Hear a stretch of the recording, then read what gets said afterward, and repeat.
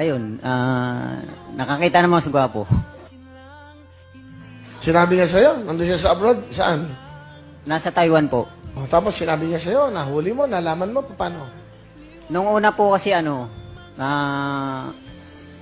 parang naglalabo na siya. Dati kasi active siya mag-online, mag-ano sa amin.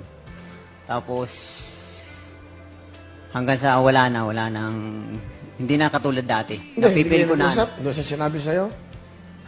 Umamin nung bandang huli na sabi niya kung magkakasala ba ako sa'yo, matatanggap mo pa ako ulit.